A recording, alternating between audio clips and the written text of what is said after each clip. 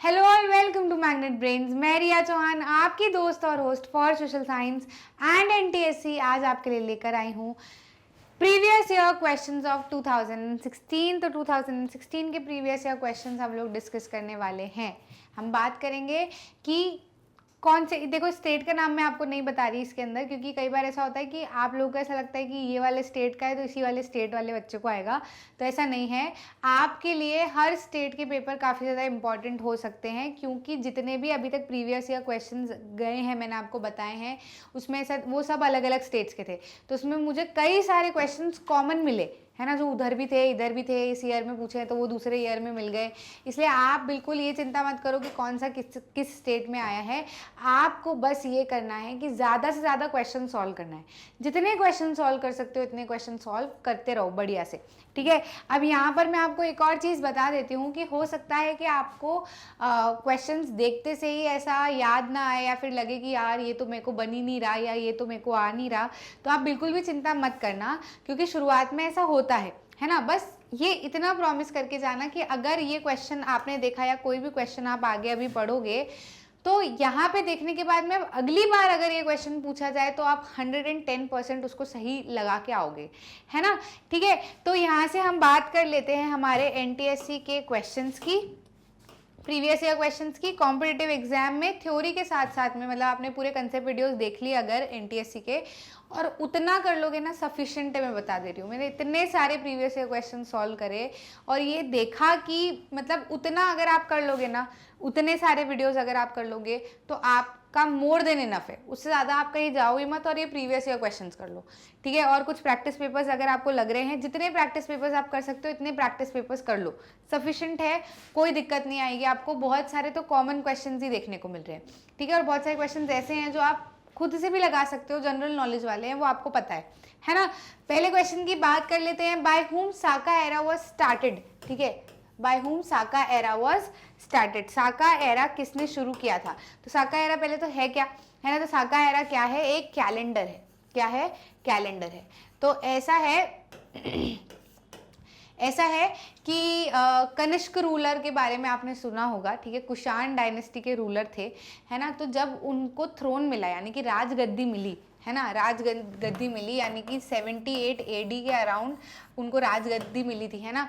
तो उसको कोमेमोरेट करने के लिए या फिर एक मेमोरी में, है ना, कि इस समय पे राजगद्दी मिली है ना। तो इस ईयर को एक सेंटर मानते हुए कैलेंडर शुरू किया था, है ना। कैलेंडर शुरू किया था, क्या, कौन सा, क्या नाम था उसका, साका एरा, ठीक है। तो तभी से ये कैलेंडर वहां पर उस समय पे चला करता था, है ना। तो आंसर क्या हो जाएगा, Kanishka ruler will be the right answer. Answer check कर लेते हैं, आंसर इज राइट, ठीक है।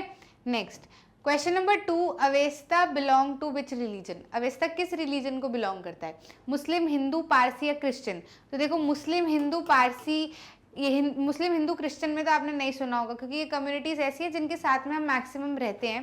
पारसीस के अराउंड कुछ स्टेट्स हैं जहाँ पर काफ़ी ज़्यादा पारसी कम्युनिटी भी आपको देखने को मिलेंगी, लेकिन हमको बहुत ज़्यादा कुछ पता नहीं है ना। तो आप ऐसे भी टिक कर सकते हो कि यार मुस्लिम के बारे में हमको बहुत सारी चीज़ें पता होती है ना।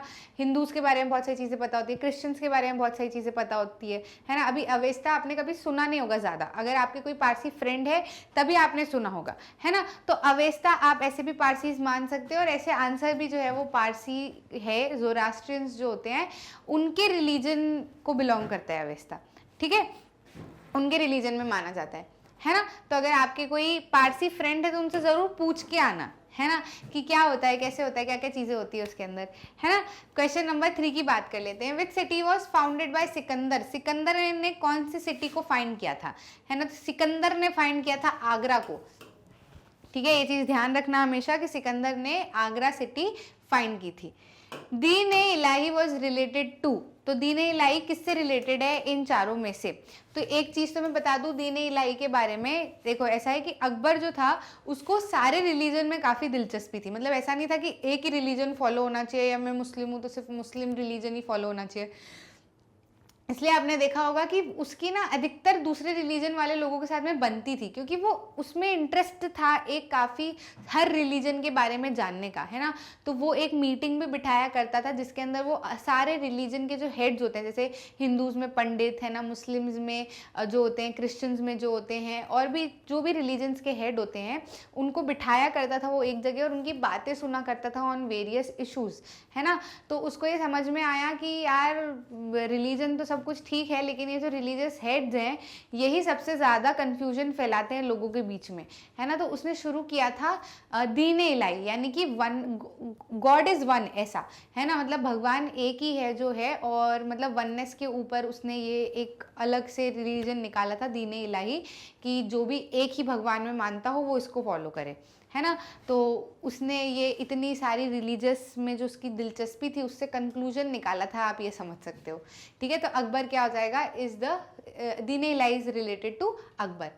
हु डिवाइडेड बंगाल, बंगाल को किसने डिवाइड किया था, तो बंगाल को डिवाइड किया था लॉर्ड कर्जन ने, है ना। लॉर्ड कर्जन जो है वो उस समय पे इंडिया के वाइसरॉय थे अराउंड, हाँ वाइसरॉय, अभी आप इतना ध्यान रखो, ठीक है, इससे ज़्यादा डिटेल में जाना मत। उन्होंने बंगाल को क्या किया था, डिवाइड कर दिया था, पार्टीशन हो गया था बंगाल का, ठीक है, समझ में आया। नेक्स्ट क्वेश्चन की बात कर लेते हैं।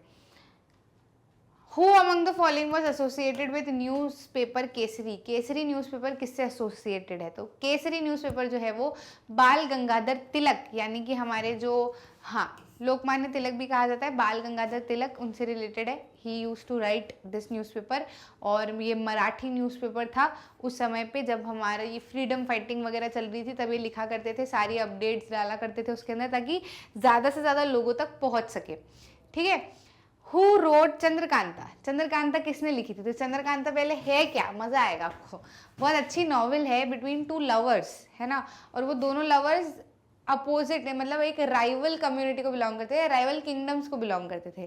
जैसे ये जो प्रिंसेस थी और इधर जो प्रिंस थे, वो दोनों अलग अलग राइवल किंगडम को बिलोंग करते थे, इनका किंगडम अलग था, इनका अलग था, और अलग तो था ही, दोनों दुश्मन थे, मतलब ये किंगडम जो थे एक दूसरे के दुश्मन थे, लेकिन इनके जो बच्चे थे, यानी कि जो प्रिंस और प्रिंसेस थे, they loved each other, they fail in love with each other. तो उसके ऊपर एक पूरी कहानी लिखी है देवकी नंदन खत्री जी ने, है ना। काफ़ी अच्छी सुंदर सी नॉवेल है, आपको तो बड़ा मज़ा आएगा पढ़ने में, सुनना, है ना। मतलब ऐसी नॉवेल्स तो पढ़नी चाहिए, बहुत सारी चीज़ें समझ में आती है, और इवन आपकी क्या होती है, वोकैबलरी भी सुधरती है ना, शब्द आपको अच्छे से मिलते हैं। कुछ लोग कहते हैं ना कि हमको हमारी बात कहना नहीं आती, या कुछ लोग कहते हैं हमको हमारी बात बताना नहीं आती, समझाना नहीं आती, तो उन लोग को रीडिंग करनी चाहिए, है ना। उनको शब्द मिलेंगे प्रिसाइज तरीके से कि कैसे बात कही जाती है, कैसे बात बताई जाती है ना, कैसे किस बात को पोर्ट्रे किया जाता है, ठीक है।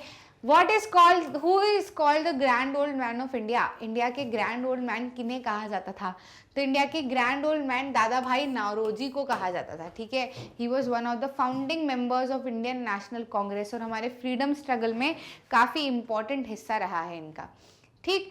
The first women president of Indian national Congress was, Indian national Congress की सबसे पहली वुमेन प्रेसिडेंट कौन थी, तो सबसे पहली वुमेन प्रेसिडेंट जो थी इंडियन नेशनल कांग्रेस की, वो थी एनी बेसेंट, ठीक है।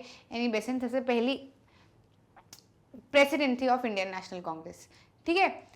सांख्य दर्शन इज रिलेटेड विथ, सांख्य दर्शन किससे जुड़े हैं, देखो कोई कोई इसको संख्या भी बोलता है, पर ये सांख्य दर्शन है, क्या है, सांख्य दर्शन, ठीक है। सांख्य दर्शन क्या है, कपिल मुनि से जुड़ा है, कपिल मुनि, या फिर कहा जाए तो हिंदू इंडियन फिलोसफी में, या इंडियन फिलोसफी ही कह सकते हो आप, इसमें 6 दर्शन माने जाते हैं, ठीक है। कितने माने जाते हैं, 6 दर्शन माने जाते हैं, जिसमें से एक दर्शन क्या है, सांख्य दर्शन, जो कि आपको क्या बताता है, पुरुष और प्रकृति के बीच के रिलेशन बताता है, ठीक है। मतलब पुरुष इन द सेंस मेल नहीं, पुरुष मतलब हम सब ह्यूमंस, है ना। तो पुरुष और प्रकृति, नेचर का क्या एक दूसरे से रिलेशन है, उसके बारे में काफ़ी चीज़ें बताता है, कपिल मुनि ने ये बताया था, ठीक है। Chipko movement is associated with, Chipko movement किस चीज़ से जुड़ा है, चिपको मूवमेंट जो है वो फॉरेस्ट कंजर्वेशन से जुड़ा है, मतलब हिमालयन वाले रीजन में, हिमालयन रीजन है ना, उत्तराखंड वाली साइड, ठीक है। तो वहाँ पर बहुत सारे पेड़ हैं, ठीक है, जिससे टिम्बर वगैरह निकलता था, और खूब अच्छा घना फॉरेस्ट था, उसको पर्सनल रीज़न की वजह से या सेल्फिश ग्रीडी रीजंस की वजह से काटने की कोशिश की जा रही थी। तो वहाँ के लोग जो है बचाव में आगे आए और पेड़ों से जा जाकर चिपक गए, ठीक है। उन्होंने बोला कि हम नहीं कटने देंगे, अगर आपको इन पेड़ों को काटना है तो आपको हमको भी काटना पड़ेगा, ऐसा, ठीक है। फिर वो फाइनली रोक दिया गया था, है ना। तो फॉरेस्ट कंजर्वेशन का है, चिपको मूवमेंट किससे जुड़ा है, फॉरेस्ट कंजर्वेशन से जुड़ा है, ठीक है। The father of green revolution in India is, इनमें से कौन है फादर ऑफ ग्रीन रिवॉल्यूशन। अब ये वाला क्वेश्चन पिछले 3 प्रीवियस ईयर क्वेश्चन में पूछा हुआ है ना, तो बिल्कुल भी मिस मत करना previous year question. MS Swaminathan ji जो इंडिया के एक साइंटिस्ट रह चुके हैं, ठीक है, एग्रीकल्चरल साइंटिस्ट थे।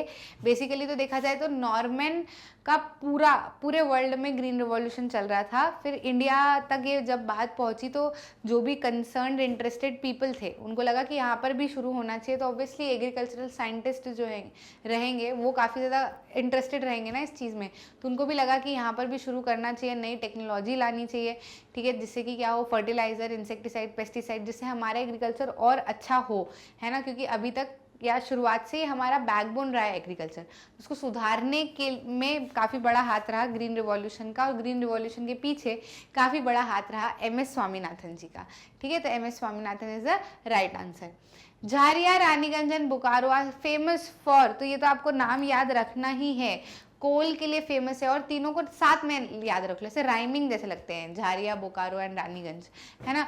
झारिया, रानीगंज, बोकारो, ऐसे कुछ भी आप याद रख लो, लेकिन काफ़ी इंपॉर्टेंट है। कई बार जिस भी मतलब ये क्वेश्चन ऐसे है ना, मैं बता रही हूँ आपको, सिर्फ एनटीएससी नहीं दे रहे हो, अगर आप कोई सी वैसी एग्जाम दे रहे हो जिसके अंदर सोशल साइंस आ रहा है 10th क्लास तक का, बिल्कुल मिस मत करो, ये एमसीक्यू किए जाओ, जितने बन रहे हैं इतने ज्यादा किए जाओ, कहीं ना कहीं कोई सा क्वेश्चन तो बैठ ही जाएगा। ये वाला क्वेश्चन भी काफी बारी पूछा गया है ना। तो कोल के लिए फेमस है।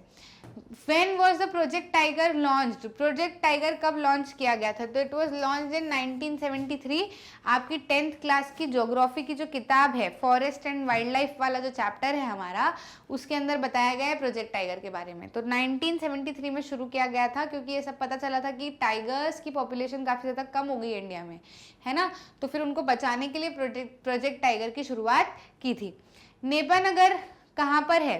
तो नेपानगर जो है वो मध्य प्रदेश के बुरहानपुर डिस्ट्रिक्ट में पाया जाता है, ठीक है। एक इंडस्ट्रियल एरिया है काफ़ी बड़ा, है ना। तो नेपानगर मध्य प्रदेश में है। Extreme heat is found on, इनमें से कहाँ पर एक्सट्रीम हीट पाई जाती है? तो देखो ये चीज़ मैं आपको समझाती हूँ। आपने कभी सोचा है कि अर्थ के ऊपर tropic of cancer, tropic of capricorn जैसी लाइनें क्यों बनाई गई? क्या मज़ा आया कि लाइनें खींच दी, है ना। कभी किसी को इक्वेटर बोलते हैं, किसी को ट्रॉपिक ऑफ कैंसर बोलते हैं, है ना, किसी को ट्रॉपिक ऑफ कैप्रिकॉन बोलते हैं, ठीक है। तो ये लाइन्स जो है वो क्यों बनाई गई? तो बेसिकली ट्रॉपिक ऑफ कैंसर, है ना, और इधर क्या आ जाएगा, ट्रॉपिक ऑफ कैप्रिकॉन, ठीक है। तो ये क्यों बनाई गई? ये हीट जोन्स है। क्या है? मेजर हीट जोन्स है। जैसे ये अर्थ है, ये सन है ना, ये क्या है, ये सन है, और ये अर्थ है, ये मैंने पढ़ाया है आपको, देखो ये भी है, ठीक है। बिल्कुल भी मिस मत करो वो वीडियोस। ये अर्थ है, ठीक है। अब अर्थ है, ये सन है, तो जहाँ पर सन की डायरेक्ट लाइन जितने जितने हिस्से पे आती है, ठीक है, तो कितनी ज़्यादा आ रही है ना ये इक्वेटर पे, ठीक है, ये वाले हिस्से पे कितनी ज़्यादा आ रही है ये लाइंस, तो ये वाला हिस्सा क्या कहलाएगा? इसको नाम दे दिया इक्वेटर, ठीक है। तो यहाँ पे डायरेक्ट सनरेज पड़ रही है सामने से। वहीं आप ट्रॉपिक ऑफ कैंसर और ट्रॉपिक ऑफ कैप्रिकॉन पे देखोगे ना, तो धूप जो है वो थोड़ी सी स्लांट हो जा रही है, ऐसे ऐसे हो जा रही है ना, एकदम डायरेक्ट नहीं पड़ रही है, लेकिन थोड़ी थोड़ी तो पड़ रही है, ठीक है। तो ट्रॉपिक ऊपर नदर्न हेमिस्फेयर के लिए उसको ट्रॉपिक ऑफ कैंसर कह दिया, सदर्न हेमिस्फेयर के लिए उसको ट्रॉपिक ऑफ कैप्रिकॉन कह दिया, मतलब इतना इतना एरिया और डिवाइड कर दिया, ठीक है। अब इसके नीचे वाले हिस्से की बात करोगे ना, तो यहाँ पे ये एंटार्क्टिक सर्कल रहता है, ऊपर आर्कटिक सर्कल रहता है, ठीक है। तो Antarctic circle is the coldest zone for southern earth, और नदर्न अर्थ के लिए अगर हम देखें तो आर्कटिक सर्कल सबसे कोल्डेस्ट है, क्योंकि यहाँ पे देखो धूप कितनी दूर है, ठीक है, इनसे। यहाँ पर देखो धूप इन पे पास पास है, और यहाँ पर धूप कितनी कम है, एकदम ठंडा वाला जोन हो जाएगा ये पोल वाला, ठीक है। तो इसको क्या कहला जाता है? इसको आर्कटिक, इसको एंटार्क्टिक और उसको आर्कटिक सर्कल बोलते हैं। क्लियर है? तो एंटार्क्टिक लाइन तो ठंडी हो जाती है, ट्रॉपिक ऑफ कैंसर और ट्रॉपिक ऑफ कैप्रिकॉन पे तो मीडियम धूप रहती है ना। वहीं इक्वेटर जो है उसके ऊपर सबसे ज्यादा हीट पाई जाती है, क्योंकि एकदम डायरेक्ट सनरेज आती है। क्लियर? नेक्स्ट की बात करते हैं। The world's highest peak is found in, पूरे वर्ल्ड का सबसे ऊंचा पीक कहाँ पे पाया जाता है? एशिया में पाया जाता है, ये मैं आपको बता रही हूँ। और कौन सा वो सबसे बड़ा पीक है ये आपको बताना है, ठीक है। It is called the earth twin sister. इनमें से किसको अर्थ की जुड़वा बहन कहा जाता है? तो अर्थ की जुड़वा बहन जो है वो वीनस को कहा जाता है, यानी कि हमारी मासी हुई वीनस, ठीक है। वीनस क्या हुई? हमारी मासी। क्यों मासी हुई? क्योंकि अर्थ क्या है? हमारी माँ, और माँ की बहन क्या कहलाएंगी? मासी, ठीक है। तो मासी हुई वीनस। क्यों कही जाती है भैया ट्विन सिस्टर? ट्विन सिस्टर इसलिए कही जाती है क्योंकि अर्थ का साइज और अर्थ का मास ऑलमोस्ट सेम है अराउंड वीनस। वीनस और अर्थ दोनों साइज और मास में सिमिलर हैं, ठीक है, इसलिए मासी कहा जाता है, जुड़वा जुड़वा बहनें। Gift of Nile river is, है ना, तो एक पर्सन कहते हैं, नाम थोड़ा सा कंफ्यूजिंग है, स्पेलिंग तो मेरे को नाम याद नहीं आ रहा, बाकी एक पर्सन कहते हैं कि इजिप्ट जो है, नाइल रिवर जो है, नहीं सॉरी, इजिप्ट जो है वो नाइल रिवर की काफ़ी क्या है, गिफ्ट है, ठीक है। इजिप्ट क्या है? नाइल रिवर का एक तोहफा है ना। तो क्यों तोहफा कहा जाता है? तोहफा इसलिए कहा जाता है क्योंकि नाइल रिवर काफ़ी लंबी रिवर है ना, बहुत। अब जब नाइल रिवर में बाढ़ आती है, तो जब बाढ़ आती है ना, तो वो सिल्ट को जमा करते जाती है, ठीक है। तो वो सिल्ट को जमा करते जाती है, तो उधर से ही इजिप्ट भी बना था, है ना। और काफ़ी ज़्यादा इजिप्ट को फ़ायदा भी होता है उस एनुअल फ्लड की वजह से, ठीक है, बाढ़ जो होती है उसकी वजह से, ठीक है। तो इजिप्ट को क्या कहा जाता है? नाइल रिवर का तोहफा कहा जाता है। Air pressure is commonly measured by an instrument called. Air pressure किस इंस्ट्रूमेंट से मेजर किया जाता है? तो ये मेजर किया जाता है बारोमीटर से, है ना। ये तो हम पढ़ चुके हैं बहुत सारी बार, बारोमीटर से इसको मेजर किया जाता है अर्थ प्रेशर को। एटना वॉल्केनो कहाँ पर लोकेटेड है? तो एटना वॉल्केनो जो है वो सिसिली आइलैंड पे लोकेटेड है। कहाँ पर है? Sicily island. सिसिली आइलैंड हमने और कहाँ पढ़ा है? 10th क्लास के बच्चे बताएंगे, ठीक है, 10th क्लास के बच्चे पढ़ाएंगे। हिस्ट्री में हमने कहीं पर सिसिली की बात की थी, ठीक है। तो ये आपको बताना है कहाँ पर है। सिसिली आइलैंड जो है वो कहाँ पर है? इटली में है ना। बहुत अच्छे से मैंने समझाया है उधर हिस्ट्री में, और हम बात करेंगे इसकी। Answer is right, Italy. The deep narrow valley found in mountainous region is known as. Mountainous region में जो पतली पतली नैरो वैली मिलती है उनको क्या कहा जाता है ना। तो जैसे ये माउंटेनियस रीजन है, अब इनके अंदर जो पतली पतली नदियाँ मिलती है इसको क्या कहा जाता है? तो देखो बेसिकली तो इसको क्या कहा जाता है? जॉर्ज कहा जाता है। लेकिन मियांडर और क्लिफ क्या होती है ये भी समझो। जो बिल्कुल घूमी घूमी, जिसके अंदर बहुत ज़्यादा कर्व होते हैं ना, ऐसे कर्व होते हैं जिसके अंदर, ऐसी वैलीज को क्या कहा जाता है? मियांडर कहा जाता है। और क्लिफ आपने देखा है, जैसे कि ये खाई है खूब बड़ी, है ना। अब यहाँ पर ऐसा पहाड़, ठीक है, ऐसे वाले जो पहाड़ होते हैं ना, सीधे स्ट्रेट होते हैं और बहुत ऊंची हाइट पे होते हैं सी लेवल से, उसको क्या कहा जाता है? क्लिफ कहा जाता है, ठीक है। तो अभी आंसर क्या आएगा यहाँ पे हमारा? George. Who was the first chairman of planning commission? ये भी आ चुका है कितनी बार, Jawaharlal Nehru, Pandit Jawaharlal Nehru was the first chairman of planning commission। Planning commission के सबसे पहले चेयरमैन कौन थे? पंडित जवाहरलाल नेहरू। बिल्कुल मिस मत करो प्रीवियस ईयर क्वेश्चंस, बिल्कुल भी नहीं, पुराने वाले भी कर लेना, डले हुए हैं प्लेलिस्ट में, ठीक है। The lowest level of tier level Panchayati Raj is. Tier level Panchayati Raj का सबसे छोटा वाला, मतलब सबसे नीचे वाला लेवल कौन सा है?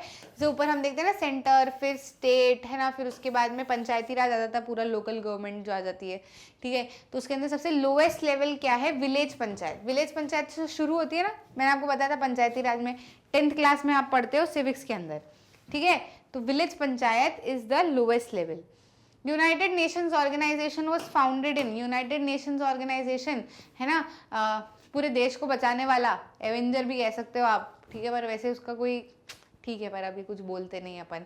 यूनाइटेड नेशंस कब फाइंड किया गया था? तो इंडिया जब आज़ाद हुआ था उसके 2 साल पहले, आप इसको याद रख सकते हो, 1945 में, 24 अक्टूबर 1945, ठीक है। How many seats are there in Rajya Sabha. Rajya Sabha में कितनी सीट्स हैं, है ना। तो आप तो राज्यसभा में कितनी सीट्स बोले ना, तो 250 बोलना, भले उस समय पे, या देखो ये मैक्सिमम सीट्स है 250, ठीक है। 250 सीट्स कितनी है? मैक्सिमम। 238 जो होते हैं वो इलेक्टेड होते हैं, और 12 जो होते हैं वो नॉमिनेटेड होते हैं, ठीक है, मेंबर्स। अब ये कितनी है? ये मैक्सिमम है। यूजुअली इससे कम ही चलती है, इससे कम ही पे अपॉइंटेड रहते हैं लोग, लेकिन आपको वो मत लिखना आप, क्योंकि 2016 के हिसाब से इसका आंसर 245 था, क्योंकि उस समय पे 245 पीपल थे, या 245 मेंबर्स जो थे वो लोकसभा में थे, लेकिन आप उसमें 250 ही टिक करना अगर आपको नहीं पता है तो, ठीक है। नेक्स्ट क्वेश्चन की बात कर लेते हैं। Which of the following is not the fundamental right, इनमें से कौन सी फंडामेंटल राइट नहीं है? तो राइट टू प्रॉपर्टी थोड़े फंडामेंटल राइट होता है ना, exploitation, freedom of religion, equality, ये सब हमारे अधिकार हैं, लेकिन राइट टू प्रॉपर्टी फंडामेंटल अधिकार नहीं है ना, तो right to property is the right answer. Which is the 29th state of India, India का 29वां स्टेट कौन सा है ना। तो देखो 29वें स्टेट की मैं आपको कहानी बताती हूँ। वैसे तो ये क्वेश्चन अभी के हिसाब से गलत हो जाएगा, 2016 के हिसाब से सही था, अभी के हिसाब से अगर हम बोले तो हमारे यहाँ पर 28 स्टेट्स और 8 यूनियन टेरिटरीज हैं, ठीक है। 28 स्टेट इसलिए देखो तेलंगाना बना था ना, तो 29 स्टेट हो गए थे, लेकिन जम्मू एंड कश्मीर में से क्या कर दिया, एक को यूनियन टेरिटरी बना दिया, तो उधर से एक स्टेट कम हो गया है ना, तो 28 स्टेट हो गए, ठीक है। और यूनियन टेरिटरीज कितनी थी, 7 थी, लेकिन अब उधर से यूनियन 8 थी, ठीक है, यूनियन टेरिटरीज उधर से मिली तो वो कितनी हो गई, 9 हो गई। 9 होने के बाद में इधर से जो दमन एंड दीव वाला हिस्सा था, दमन एंड दीव और दादर एंड नागर हवेली, उसको क्या कर दिया, एक कर दिया, ठीक है। तो जब वो एक मान लिया उसको, तो वो वहां से एक कम हो गई, तो कितनी होगी, 28 स्टेट्स और 8 यूनियन टेरिटरीज होगी। क्लियर है? तो आंसर क्या हो जाएगा, अभी फिलहाल यहाँ पे 29 स्टेट अगर पूछा है 2016 के हिसाब से तो तेलंगाना है, लेकिन आपको 29 स्टेट पूछने जैसा कोई सा भी सवाल नहीं आएगा। आगे बढ़े, 29th वाला क्वेश्चन देख लेते हैं। आंसर अगर उस समय के हिसाब से देख लो, तेलंगाना है। The first Indian scientist who got Nobel prize was, पहले इंडियन साइंटिस्ट जिनको नोबेल प्राइज मिला था, तो ही वॉज सीवी रमन, ठीक है। कौन थे, क्या नाम था, सीवी रमन, उनको सबसे पहला नोबेल प्राइज मिला था। अगर आप देखो और मुझे बताओ, अगर नहीं पक्के से देखो और बताओ कि किस चीज के लिए मिला था, कौन सी स्ट्रीम में मिला था, है ना। क्वेश्चन नंबर 30 की बात कर लेते हैं। Who among the following has been vice president of India, इनमें से कौन इंडिया के वाइस प्रेसिडेंट रह चुके हैं? Justice HJ. Kania, justice YV. Chandrachud, justice M. Hidayatullah और जस्टिस एम.एन. वेंकटाचार्य, ठीक है। इनमें से हमको बताना है कि कौन रह चुके हैं इंडिया के वाइस प्रेसिडेंट, ठीक है। तो इनमें से जो है जस्टिस एम. हिदायतुल्ला जो है वो इंडिया के vice president at a time रह चुके हैं। Clear? Question number 31, the retirement age of supreme court जजेस इज, इनमें से सुप्रीम कोर्ट जज की रिटायरमेंट एज क्या है? तो रिटायरमेंट एज सुप्रीम कोर्ट जज की होती है 65 ईयर्स, ठीक है। 65 ईयर्स जो है वो रिटायरमेंट एज होती है सुप्रीम कोर्ट के जज की। अगर 65 ईयर्स के हो गए हैं तो उसके बाद में वो सुप्रीम कोर्ट के जज नहीं रहेंगे।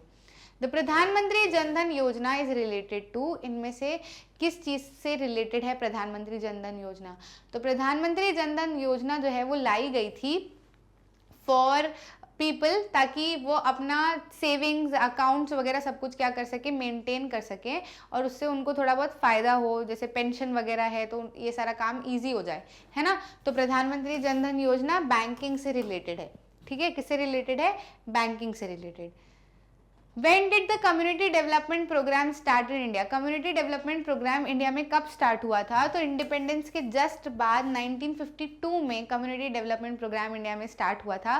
क्यों स्टार्ट किया गया था? ये स्टार्ट इसलिए किया गया था ताकि रूरल डेवलपमेंट हो सके, है ना। हमारे जो रूरल एरियाज है, शुरुआत से गांव जो है वो काफ़ी ज़्यादा बैकवर्ड रहे हैं इन टर्म्स ऑफ एवरीथिंग, तो उनको ठीक करने के लिए, ट्रैक पे लाने के लिए कम्युनिटी डेवलपमेंट प्रोग्राम शुरू किया गया था इन 1952। The chairman of NITI Aayog is, NITI Aayog के चेयरमैन कौन है? नीति आयोग के चेयरमैन जो है वो है prime minister. Prime minister is the chairman of NITI Aayog, ठीक है। क्वेश्चन नंबर 34 का आंसर इज ए।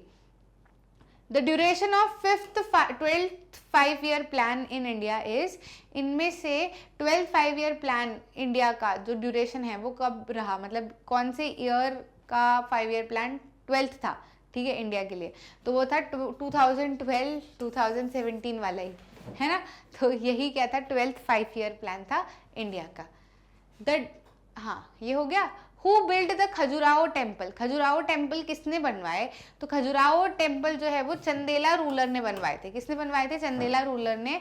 और खजुराहो टेम्पल्स में आपको दो तरीके के टेम्पल दिखेंगे, दो रिलीजन के, एक हिंदुइज्म और एक जैनिज्म, दोनों के, है ना। तो चंदेला रूलर ने खजुराहो टेम्पल्स बनवाए थे। Which of the following is not a source of income of central government? इनमें से सेंट्रल गवर्नमेंट की सोर्स ऑफ इनकम कौन सी नहीं है ना। तो कस्टम ड्यूटी तो है, ठीक है, कस्टम ड्यूटी तो लेते हैं, ठीक है, इनकम टैक्स भी लेते हैं, सेंट्रल एक्साइज ड्यूटी भी लेते हैं, लेकिन लैंड रेवेन्यू नहीं लिया जाता। पहले लिया जाता था आज़ादी होने के पहले, लेकिन अब लैंड रेवेन्यू नहीं लिया जाता, मतलब ज़मीन के ऊपर जो रेवेन्यू होता है वो नहीं लिया जाता, ठीक है। Which among the following is a developing country? इनमें से कौन सी कंट्री अभी डेवलपिंग है, डेवलप्ड नहीं है ना। तो फ्रांस तो डेवलप्ड है, जापान भी डेवलप्ड है, ब्रिटेन भी डेवलप्ड है, बची कौन सी?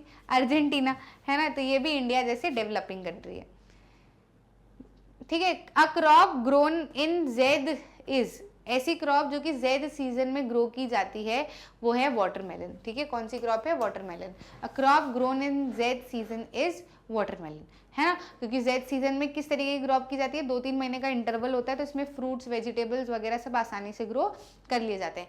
कौन सा टाइम पीरियड होता है ज़ैद सीजन का? ये जरा कमेंट्स में बताना मुझे, है ना।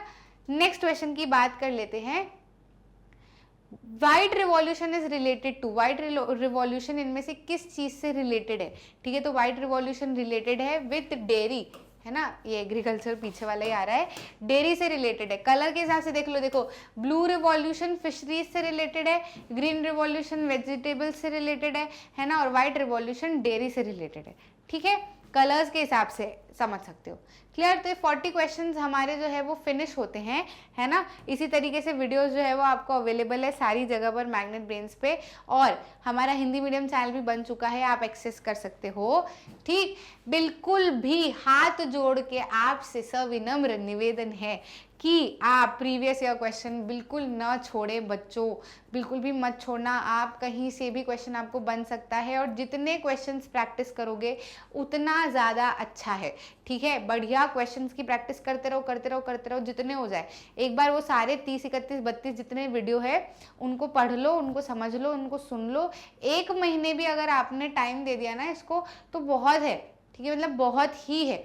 मतलब मैं देख रही हूँ सारे के सारे हमने करे हुए कहीं ना कहीं, बस कुछ है कि कौन वाइस प्रेसिडेंट है, कौन प्रेसिडेंट है ना, कौन कब का रहा है, ये कुछ चीज़ें हैं जो जनरल नॉलेज वाली है। उनके अलावा हमने मैक्सिमम चीज़ें कर ली, और जो अगर मान लो कि उनमें नहीं है ना, और कुछ और भी है, तो वो इन क्वेश्चंस के थ्रू कवर हो जाएंगी, है ना। तो बिल्कुल भी छोड़ना मत। अच्छा लगा तो लाइक करना, शेयर करना अपने दोस्तों के साथ में, और चैनल को सब्सक्राइब करना ताकि आप कोई भी इंपॉर्टेंट वीडियो मिस ना कर जाएं।